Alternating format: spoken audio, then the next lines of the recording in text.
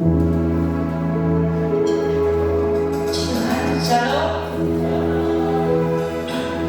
Ada sukacita yang luar biasa. Saya percaya tidak ada satu semua anugerah Tuhan bagi kita. Tidak akan daripada kita satu hari ucapkan maksudmu segala murah Tuhan dalam hidup. Haleluya.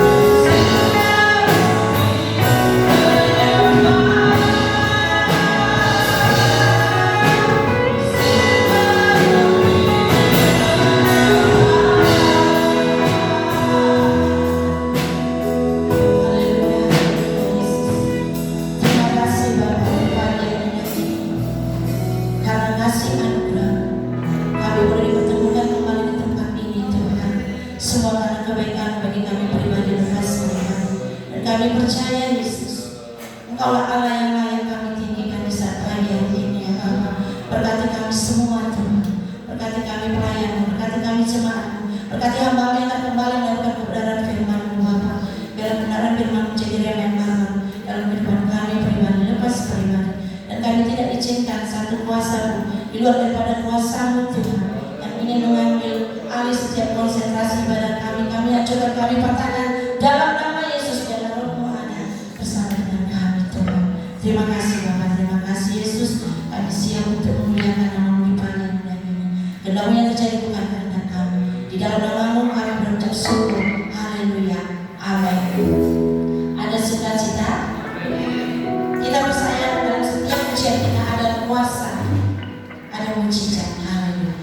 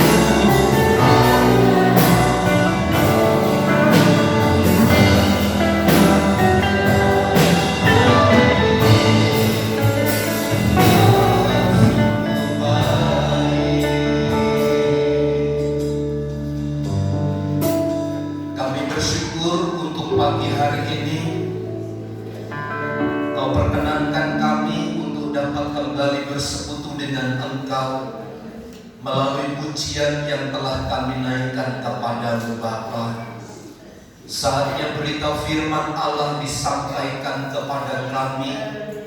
Kiranya pengurapan dari Allah yang Maha Tinggi ada di tengah-tengah kami, menguasai setiap hati dan pikiran kami.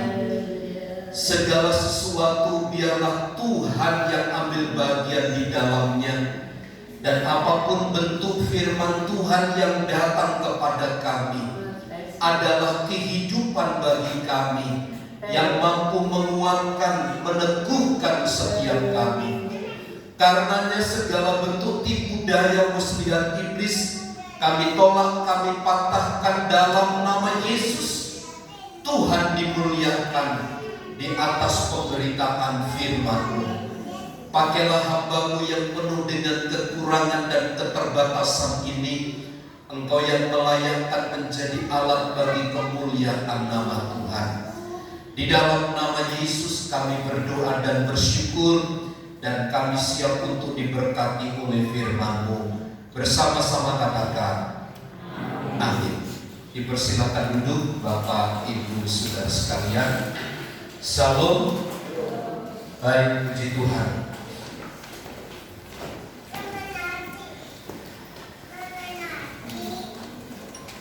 Injil Matius pasal yang ke-12. Injil Matius pasal 12 ayat 22 sampai kepada ayat yang ke-30 tentang Yesus dan Beelzebul. Saya membaca ayat 22 dan jemaat Tuhan sekalian membaca ayat 23 dan seterusnya sampai ayat yang ke-30. Demikian. Kemudian dibawalah kepada Yesus seorang yang kerasukan setan. Orang itu buta dan bisu. Lalu Yesus menyembuhkannya, sehingga si bisu itu berkata-kata dan melihat.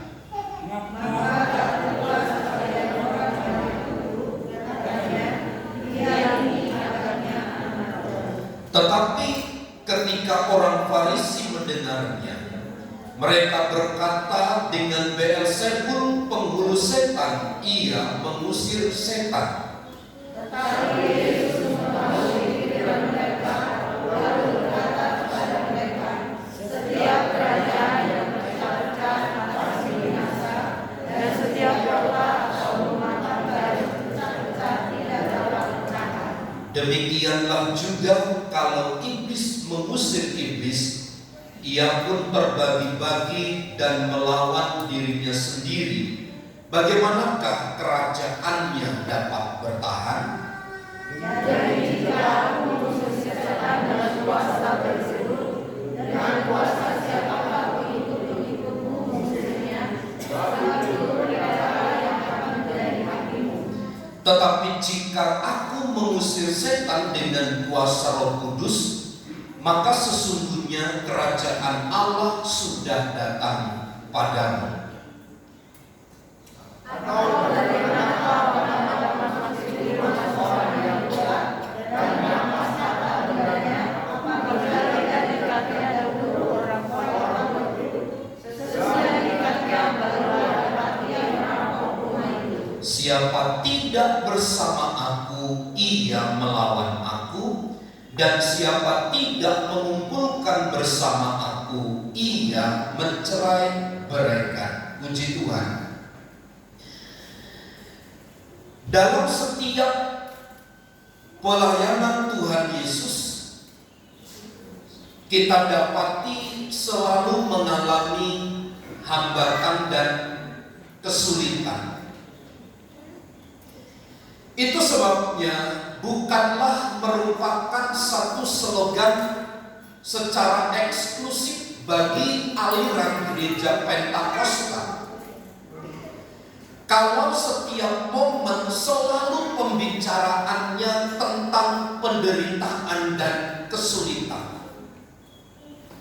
Karena memang kalau kita belajar dari semua pengalaman perjalanan Tuhan Yesus, tidak ada pernah satu momen, satu kesempatan pun tanpa diwarnai oleh hambatan dan kesulitan. Karenanya untuk sesaat saya dapat simpulkan begini. Mungkin hambatan dan kesulitan itu merupakan identik dengan sebuah pelayanan pekerjaan Tuhan. Yang saya maksud dengan identik itu adalah begini. Selalu di dalam setiap pekerjaan Tuhan harus diwarnai oleh yang namanya hambatan dan kesulitan.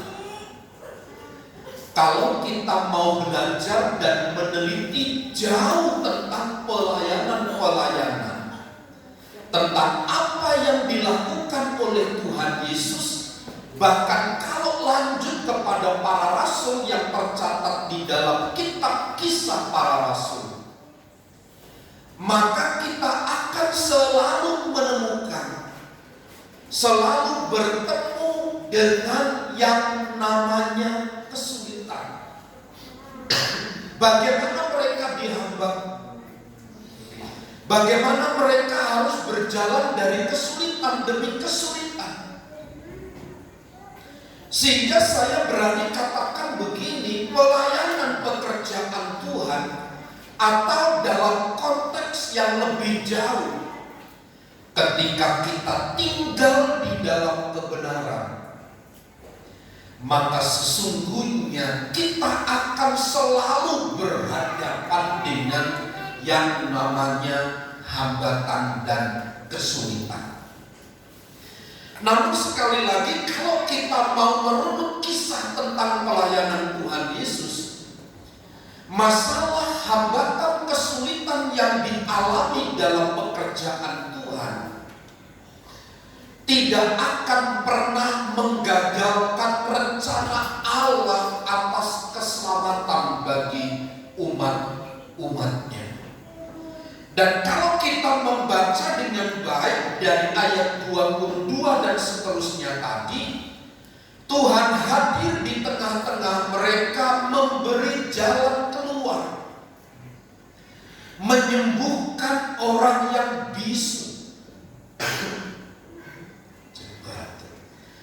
menyelesaikan mata mereka yang buta. Ini menyebabkan orang banyak mulai menduga, mulai berprasangka bahwa sesungguhnya Yesus itu adalah Mesias, Anak Allah yang hidup. Kalau kita membaca di dalam kitab Yesaya, kitab Yesaya pasal yang ke-35, salah satu ciri yang muncul sebagai seorang Mesias tercatat dalam Yesaya 35 ayat yang ke-5 dan ayat yang ke-6. Yesaya 35 ayat 5 dan ayat yang ke-6. Saya baca demikian. Pada waktu itu mata orang-orang buta dicelitkan, dan telinga orang-orang tuli akan dibuka. Pada waktu itu orang lumpuh akan melompat seperti rusa, dan mulut orang bisu akan bersorak-sorai, sebab mata air memancar di padang gurun dan sungai di padang belantara, dan seterusnya. Ini adalah pekerjaan Mesias yang dinubuatkan dalam kitab Yesaya. Dan orang-orang Yahudi tahu persis keberadaan ini, bahwa mereka menyangka, mereka menduga bahwa apa yang dilakukan oleh Tuhan Yesus itu sesungguhnya ciri-ciri sebagai seorang Mesias.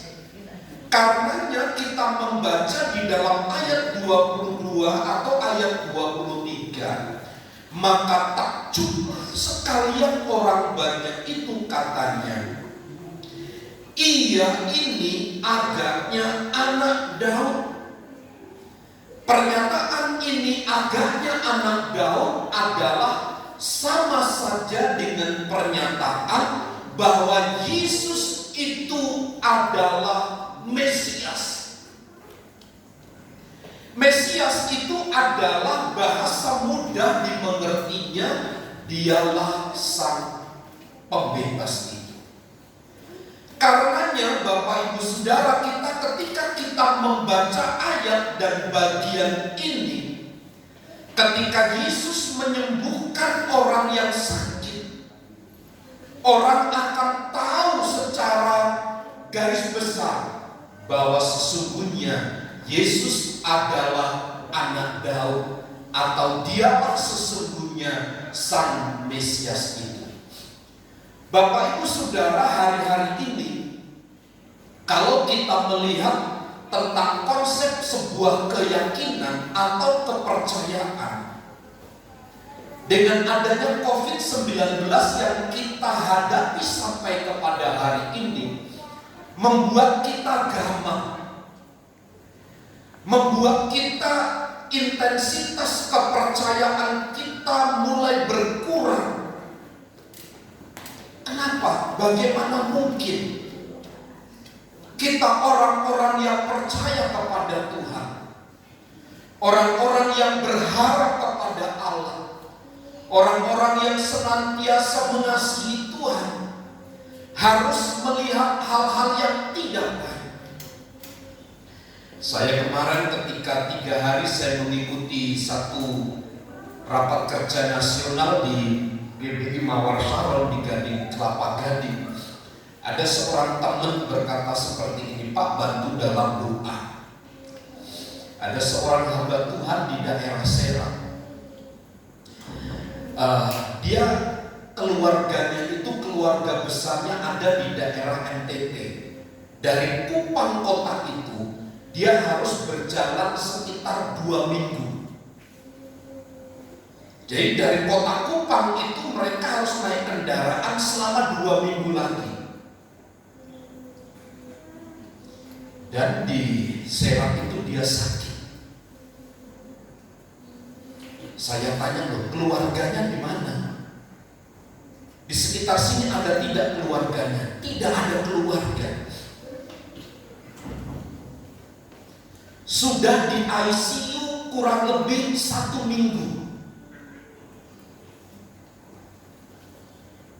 Dia katakan begini, padahal Pak, beberapa hari yang lalu itu masih baik melayani dengan saya. Dia masih melayani pekerjaan Tuhan dengan baik. Akhirnya anaknya juga sakit. Nah, sekarang tinggal istrinya. Ketika melihat anak dan suaminya dalam kondisi yang sulit, istrinya pun harus juga mengalami sakit karena syok. Sama saja kan kalau Bapak Ibu Saudara tidak di rumah sakit yang tidak bisa melihat darah. Pak Edi Paulus pernah cerita ke saya waktu Ibu Edi Paulus melahirkan. Pak Edi Paulus itu malah jadi pasien akhirnya. Kenapa? Karena beliau melihat darah. Gak sanggup melihat darah lalu pingsan. Harusnya cukup istrinya, tetapi beliau juga harus dirawat. Nah, saya melihat dari rangkaian cerita-cerita yang seperti ini, Bapak Ibu Saudara, kita gampang melihat situasi seperti ini.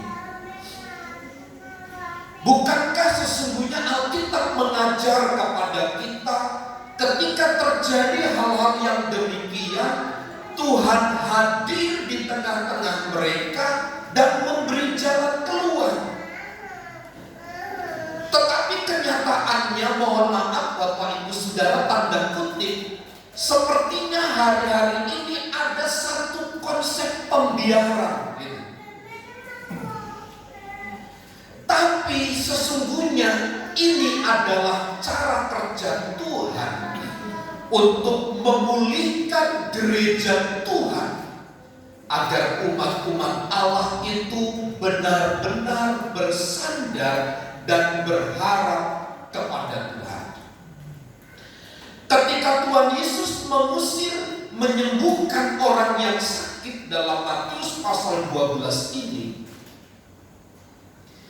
kita dapati sebagian besar orang menganggap, meyakini dan tahu ciri-ciri dari seorang Mesias yang muncul. Maka Yesus adalah anak Daud atau sang Mesias itu, sehingga mereka mengerti dengan baik apa yang dilakukan dan siapa sebenarnya Tuhan Yesus. Tetapi selanjutnya kisah ini tidaklah berjalan mulus berdasarkan pemahaman kebenaran yang mereka tahu dari firman Tuhan. Yesus itu adalah Mesias yang telah menyembuhkan mereka dengan baik. Namun Bapak Ibu Saudara, tidaklah selamanya apa yang mereka ketahui sebagai kebenaran itu diterima dan ditempatkan di dalam hidup itu dengan baik.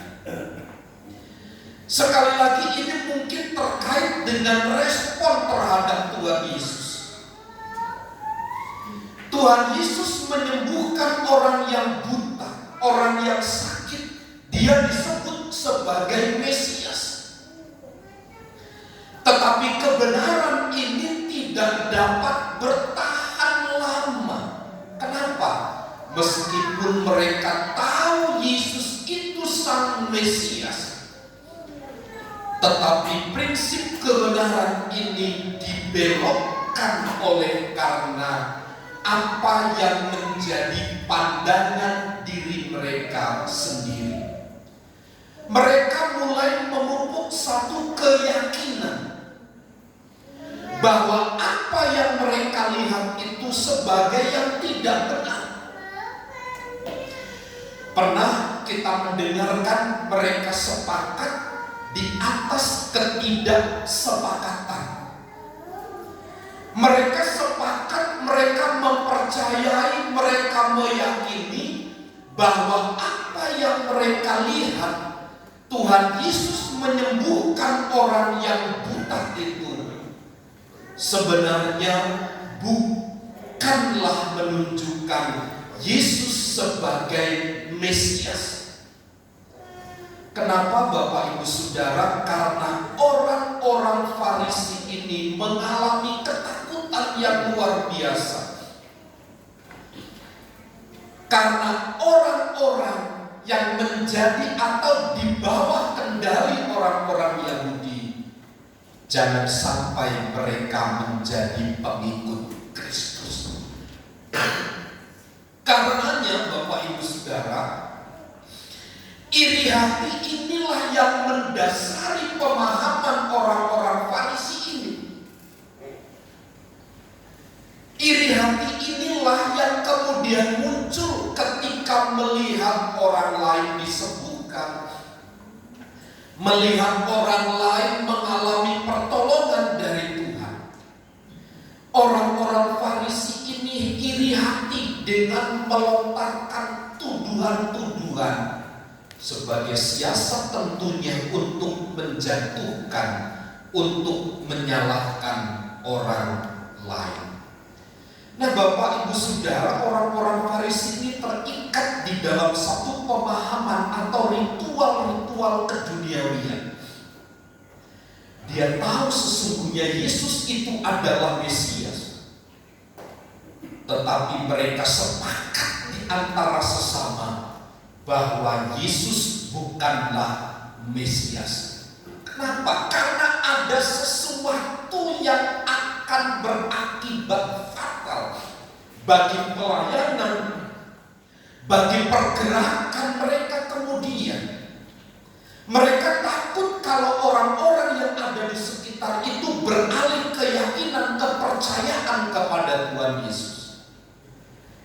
Firman yang kemarin disodorkan kepada kita dengan berita-berita hoax yang terlalu banyak, akhirnya orang-orang benar, orang-orang yang tulus juga terseret di dalamnya. Orang-orang yang iri hati, orang-orang yang terganggu persoalannya, yang terganggu kenyamanannya, membuat siasat. Untuk apa? Agar lawannya ini mengalami kejatuhan. Orang yang iri hati itu dia tidak akan tinggal diam melihat orang yang ada di sekitarnya berhasil. Orang yang iri hati itu dia tidak senang ketika melihat orang-orang yang di sekitarnya diberkati. Orang yang mengalami, yang memiliki prinsip iri hati itu tidak senang karena kemudian ada kerugian yang harus ditanggung. Itu sebabnya tuduhan bertubi-tubi selalu dilontarkan kepada Tuhan Yesus. Tidak hanya momen Yesus menyembuhkan orang yang kerasukan setan, orang yang bisu, orang yang buta itu, tapi di dalam semua peristiwa pelayanan Tuhan Yesus, tuduhan demi tuduhan yang bertubi-tubi itu selalu dilontarkan kepadanya. Sampai kepada titik ini saya punya kesimpulan begini: meskipun kita tinggal di dalam kebenaran, sesungguhnya kita tidak kebal. Sesungguhnya iblis itu begitu gencar, begitu kuat mencari celah untuk menjatuhkan kita. Nah, Bapak Ibu Saudara, gerakan yang muncul hari ini atau situasi yang terjadi hari ini membuktikan kebenaran ini, bahwa meskipun kita tinggal di dalam kebenaran, tapi orang tidak suka. Orang benci kepada seseorang yang melakukan kebenaran. Tuhan Yesus menyembuhkan orang yang dirasuk setan. Itu pun dianggap bahwa mengusir setan itu mempergunakan penghulu setan. Kalau kita belajar lebih jauh, Bapak Ibu Saudara, tentang tuduhan-tuduhan yang dilontarkan oleh orang-orang Farisi ini, yang berdasarkan dari muncul iri hati dari mereka, karena mereka takut jangan-jangan pengikut mereka menjadi pengikut Kristus. Makanya mereka berusaha dengan sekuat tenaga untuk menyebarkan berita-berita bohong. Tetapi kita belajar dari ayat 25 sampai ayat 26, cara Tuhan Yesus menyelesaikan tuduhan-tuduhan itu.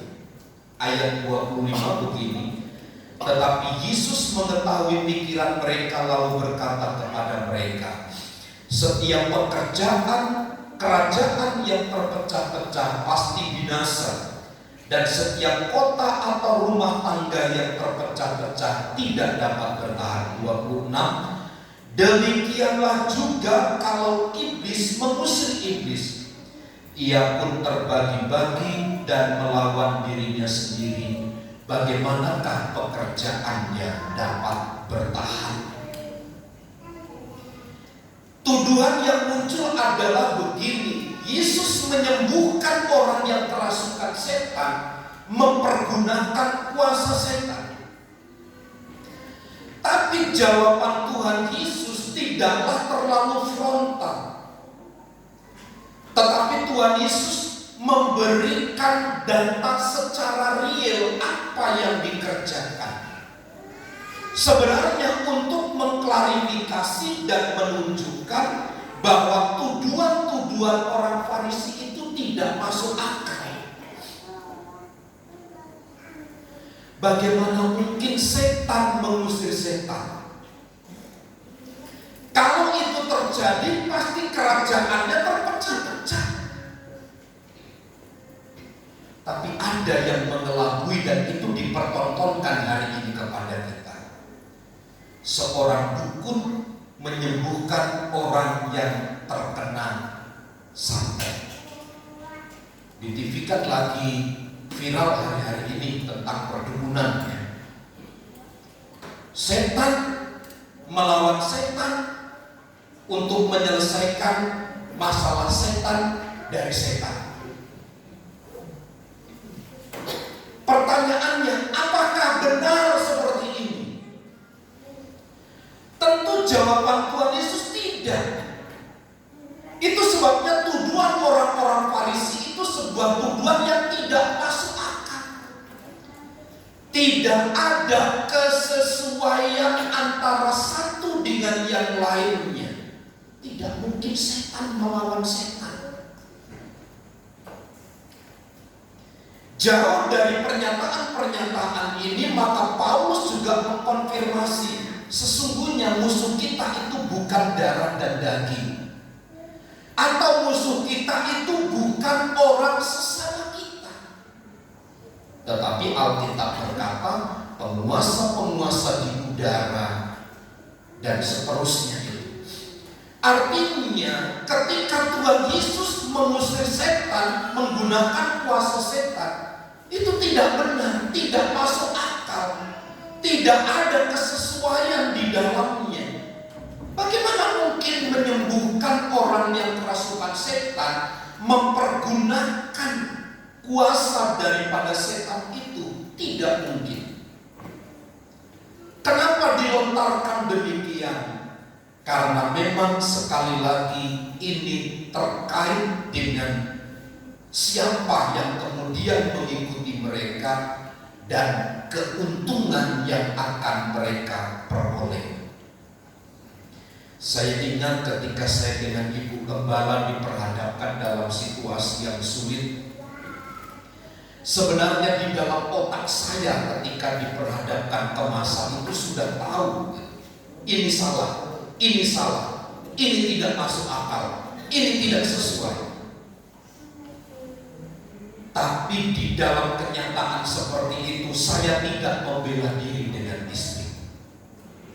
Kami hanya berdiam diri dan minta kuasa Tuhan dinyatakan. Saya tahu semuanya tidak masuk akal, tidak berkesesuaian satu dengan yang lain. Kalau kita diperhadapkan kepada hal yang demikian, Bapak Ibu Saudara, kita tidak bisa hanya berkata-kata dan meluruskan. Mintalah Tuhan untuk bekerja atas tuduhan-tuduhan yang muncul kepada kita itu. Nanti waktu yang akan menyatakannya. Tapi dalam hal ini menjadi penting juga kita meluruskan apa sesungguhnya yang terjadi. Bahwa tuduhan yang dilontarkan itu tidak masuk akal, tidak sesuai dengan kebenarannya. Inilah menurut saya yang hari ini perlu kita dudukkan tempatnya dengan baik.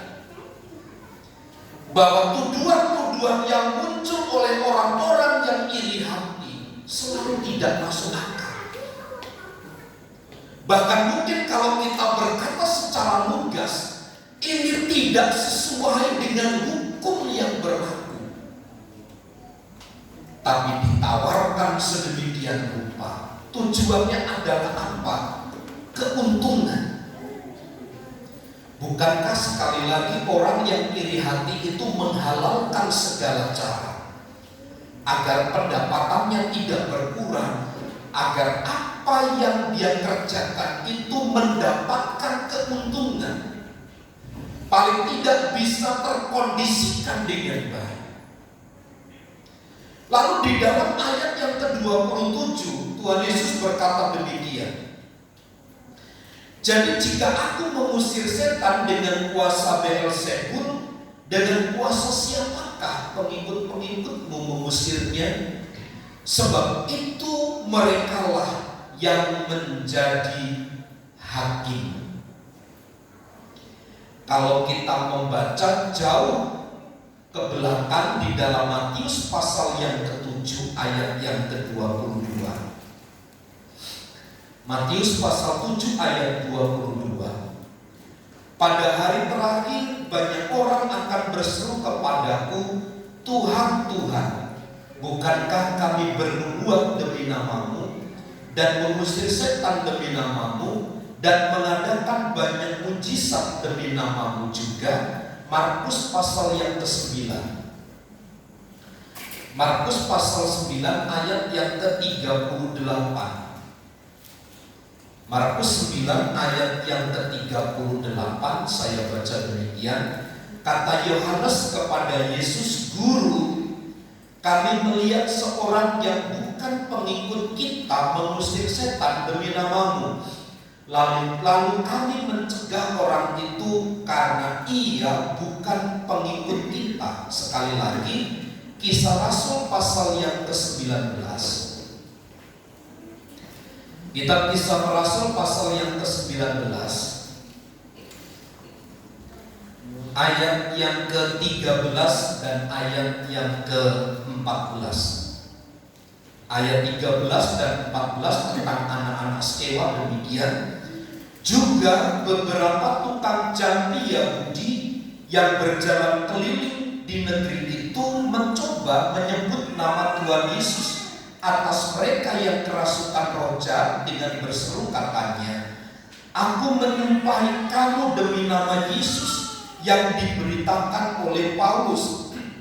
Mereka yang melakukan itu ialah 7 orang anak dari seorang imam kepala Yahudi yang bernama Skewa. Catatan Matius pasal 7 ayat 22, Markus 9 ayat 38, dan Kisah Rasul 19 ayat 13 sampai 14 menunjukkan ada satu urutan cerita. Rupanya di luar orang-orang yang percaya kepada Yesus atau orang-orang Yahudi, mereka berusaha mengusir orang-orang yang kerasukan setan memakai nama Tuhan Yesus, termasuk anak-anak Skewa.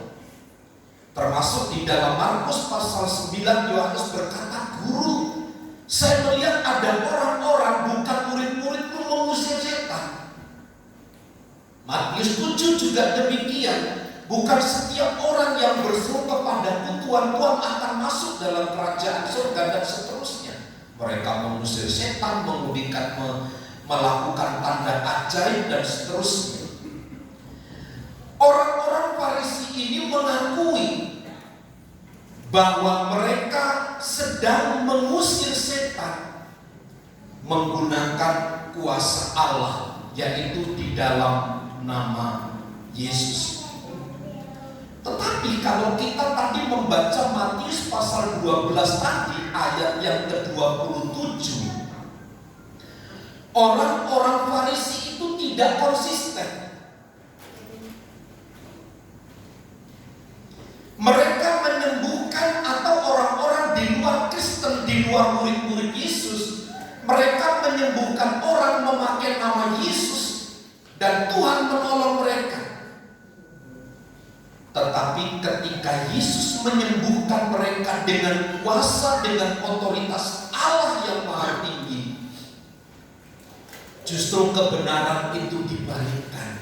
Mereka mengusir setan, Yesus mengusir setan dengan kuasa Beelzebul. Artinya kita dapati orang-orang Farisi, orang-orang Yahudi ini mereka tidak konsisten terhadap apa yang menjadi pernyataan hidupnya. Ada orang-orang Yahudi yang mengusir setan memakai nama Tuhan.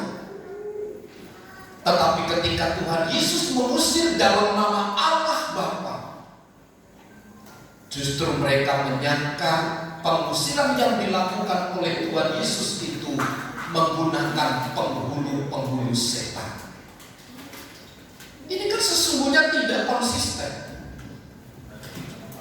Artinya begini Bapak Ibu Saudara, bagi orang-orang yang iri, untuk dirinya sendiri dia mau konsisten, tapi untuk dan bagi orang lain dia tidak bisa kenakan sikap konsisten itu. Bisa menuduh orang lain tidak konsisten. Ini yang menjadi kesulitan-kesulitan sampai hari ini. Itu sebabnya di dalam Matius pasal 5 ayat yang ke-37 Tuhan Yesus memberikan nasihat, jika ya, hendaklah kamu katakan ya. Jika tidak, hendaklah kamu katakan tidak. Sebab apa yang lebih daripada itu berasal dari sejarah.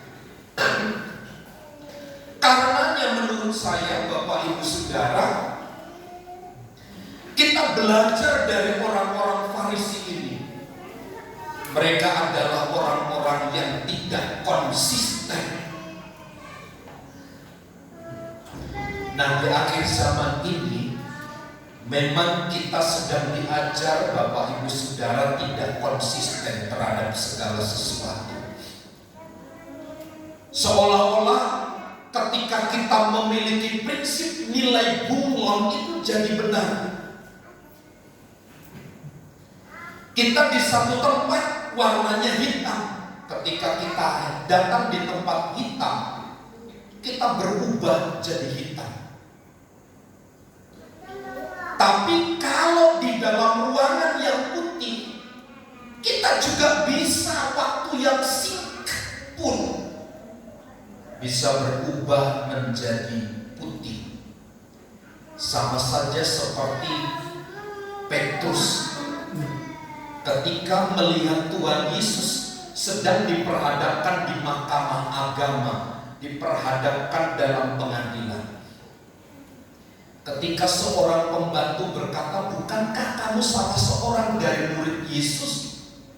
Dia berkata, tidak, bukan. Bahkan aku tidak kenal siapa Yesus.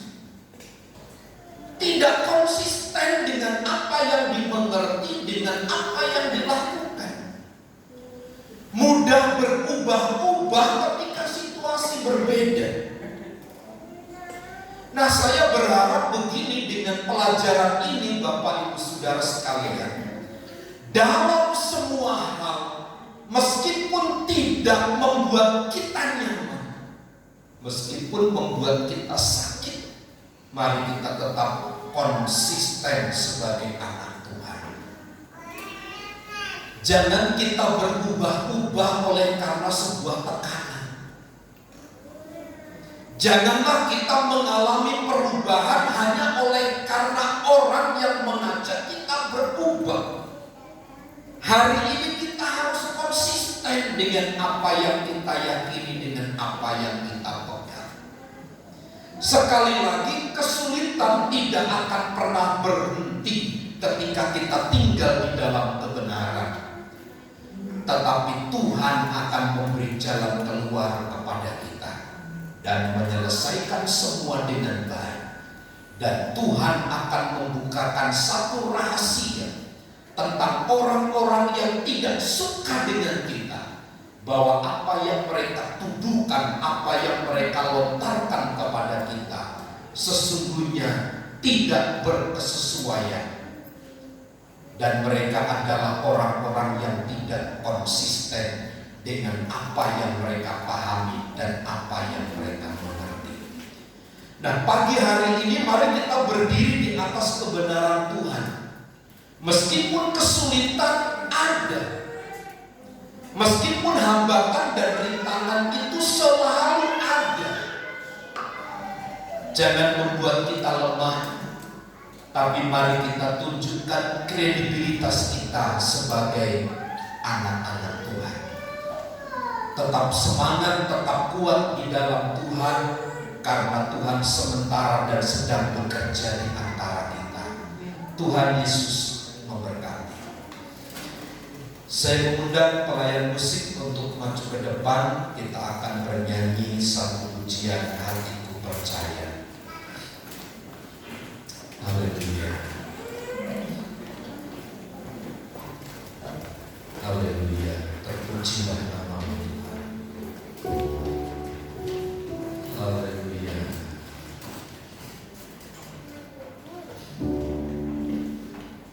Hatiku percaya, hatiku percaya,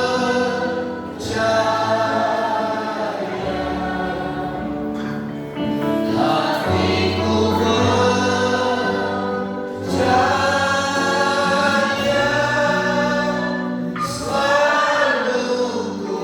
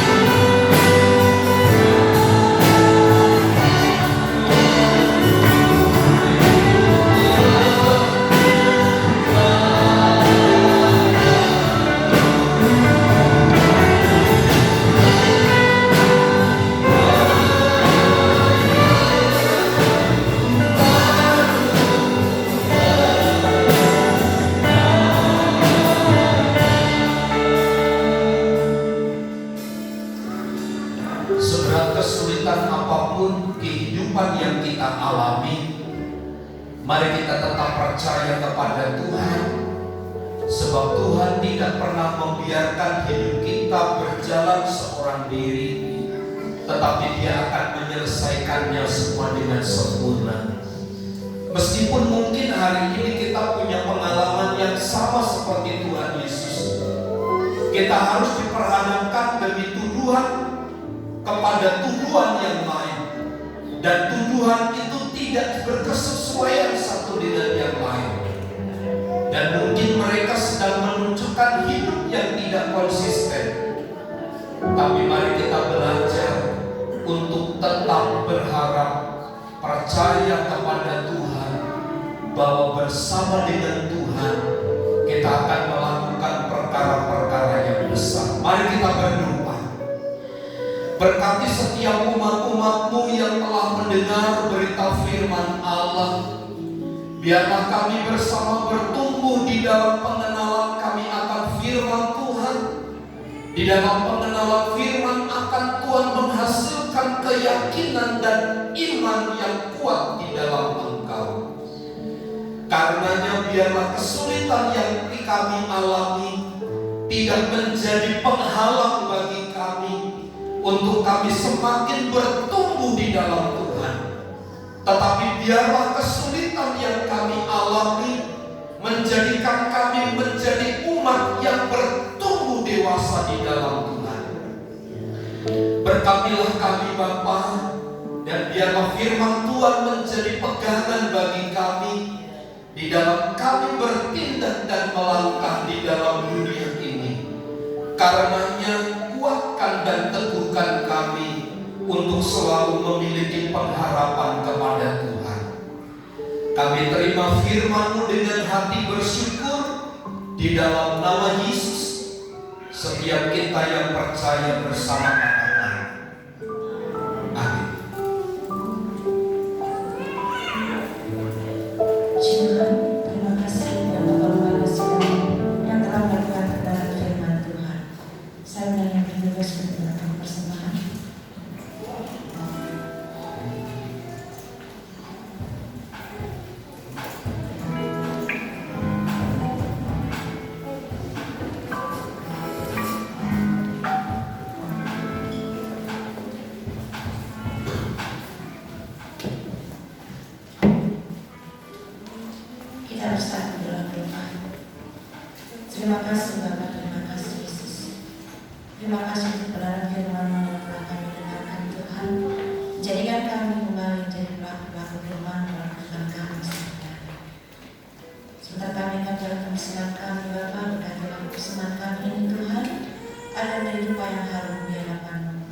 Ampuni kami Bapa untuk semua pelanggaran-pelanggaran kami. Kehendak-Mu yang terjadi Tuhan, bukan kehendak kami. Di dalam nama-Mu kami berucap syukur. Haleluya. Amin.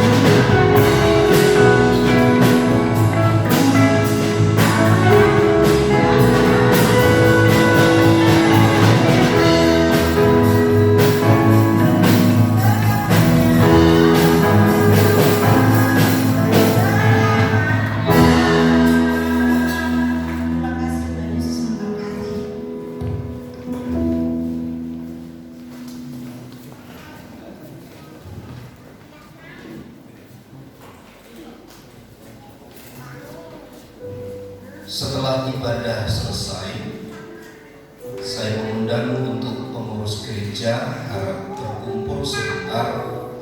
Kita akan mengadakan pembentukan panitia Natal. Karena ini sudah tanggal 18 di bulan 9 ya. Kita akan mengadakan rapat sejenak untuk persiapan Natal pada bulan Desember. Berdoa bagi jemaat Tuhan yang sedang sakit, kiranya Tuhan memulihkan dan menyembuhkan mereka. Selamat kepada keluarga Bapak Ernest, di mana kemarin telah melaksanakan pertunangan anaknya melaksanakan pertunangan. Tidak hadir hari ini, tidak hadir. Kiranya Tuhan memberkati rencana pernikahan anaknya. Itu saja pengumuman yang saya sampaikan hari ini. Mari bersama kita berdiri, kita akhiri ibadah kita di dalam doa. Kami bersyukur untuk pagi hari ini, untuk waktu dan kesempatan di mana Tuhan perkenankan kami ada untuk datang kembali memuji dan menyembah Engkau. Engkau menyediakan segala kemurahan dan kebaikan kepada kami. Engkau memberkati kami dengan kasih setia. Engkau memberkati kami dengan pertolongan dan anugerah Tuhan yang limpah menyertai kami dalam usaha pekerjaan kami, di dalam keseharian aktivitas kami, di dalam keluarga kami. Kiranya tangan Tuhan yang menopang dan melawat kami, memberkati kami yang sedang merencanakan satu usaha. Kiranya tangan Tuhan yang berkenan berkemurahan untuk menyertainya. Berdoa bagi jemaat Tuhan yang sakit, Tuhan pulihkan mereka dalam nama Yesus. Mereka yang mengalami kesulitan, mereka yang sedang mengalami masalah, tangan Tuhan yang menopang dan meneguhkan serta menguatkan mereka, sehingga mereka dapat menjalani hari-hari dengan baik bersama dengan Tuhan. Kami berdoa buat anak Jin yang berulang tahun pada tanggal 12 kemarin. Tuhan memberkatilah hidupnya, dan jemaat Tuhan lawat di dalam kasih dan kemurahan Tuhan. memberkati apa yang kami kerjakan, lakukan sepanjang minggu ini. Lepaskan kami dari segala yang jahat, biar segala yang baik dari Tuhan menyertai kami. Berkatilah bangsa dan negara kami, dari pusat sampai daerah, bahkan gereja-gereja Tuhan yang melaksanakan ibadah. Tuhan yang memberkati. Kemuliaan dan hormat hanya bagi Tuhan yang telah memungkinkan kami bersekutu di dalam waktu yang baik dan indah ini. Di dalam nama Yesus kami berdoa. Mari saudaraku, angkat tanganmu dan terimalah berkat Tuhan. Tuhan memberkati dan melindungi engkau. Tuhan menyinari engkau dengan wajah-Nya dan memberi engkau kasih karunia. Tuhan menghadapkan wajah-Nya kepadamu dan memberi engkau damai sejahtera. Kiranya kasih karunia Tuhan Yesus Kristus dan kasih Allah serta persekutuan Roh Kudus menyertai kita sekalian saat ini dan sampai selama-lamanya. Kami terima segala berkat Tuhan di dalam nama Tuhan Yesus Kristus. Kita semua yang percaya dan diberkati bersama katakan amin. Bapa, terima kasih.